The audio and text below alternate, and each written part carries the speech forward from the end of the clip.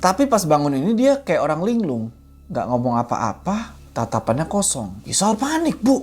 Bu, ini kok si Hana bangun tapi diem aja. Orang base camp, salah satu orang base camp yang ada di situ, langsung nyamperin Hana, dipegang kepalanya begini, bro. Dibacain doa-doa. Dan nggak tahu kenapa di sini Hana langsung jerit, teriak sekencang-kencangnya kayak orang kesurupan. Badannya berontak tuh kayak nolak, kepalanya disentuh, dibacain kayak gitu, tangannya nyakar-nyakar. Wah, semua temennya pada bingung kan, ini mesti diapain nih anak. Si orang base camp itu terus megangin kepalanya Hana begini, terus dibacain doa. Dan gak lama kemudian, bapak sama ibunya Hana datang ke situ, bro. Ngelihat anaknya kayak gitu, bapaknya langsung lari nyamperin. Gak pakai banyak bakbi, Bu. Dia langsung duduk di belakang anaknya, dia pegang punggungnya si Hana tuh. Tes, mulutnya langsung komat kamit baca doa, entah doa apa.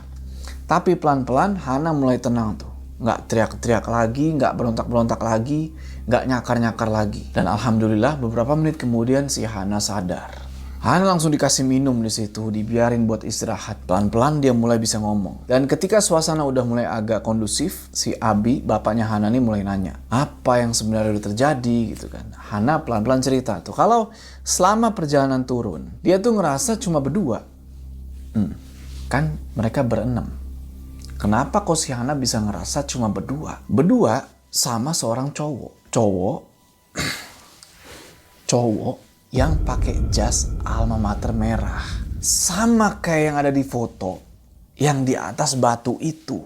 Ingat gak warga malam? Menurut pengakuannya Hana, dia sama sekali gak lihat temen-temennya. Gak ada yang bareng, gak ada yang jagain dia, gak ada yang manggil. Bener-bener cuma dia sama cowok itu. Dan dia komunikasi sama cowok ini. Cowok ini bilang kalau dia suka sama si Hana, secara Hana itu cantik. Dan dia pengen Hana nemenin dia terus. Nah, Hana yang ngedenger itu langsung takut. Dia lari, tapi semakin lari, semakin banyak makhluk-makhluk lain yang ngejar. Sosok-sosok yang udah jelas bukan manusia. Ada yang badannya hitam, ada yang gak ada bentuknya. Ada di belakang, kanan, kiri. Pokoknya di sekeliling dia. Sampai akhirnya dia ngerasa jatuh, kakinya keseleo. Dan dia pingsan. Setelah dari situ dia nggak ingat apa-apa. Di sini aneh. Secara teman-temannya yakin banget kalau Hana itu jalan bareng sama mereka. Nggak ada Hana lari ke sana kemari. Nggak ada, jalan bareng. Sampai akhirnya si Hana bangun dari pingsannya itu. Dan udah di base camp. Bapaknya cuma diam aja ngedenger cerita itu. Karena sebenarnya bapaknya ini udah ngerasa dari sore tadi kalau ada yang gak beres. Dan untungnya bapaknya Hana ini bukan orang biasa. Dia ngerti lah soal begituan. Dan ternyata bapaknya ini ngebantu dari jauh.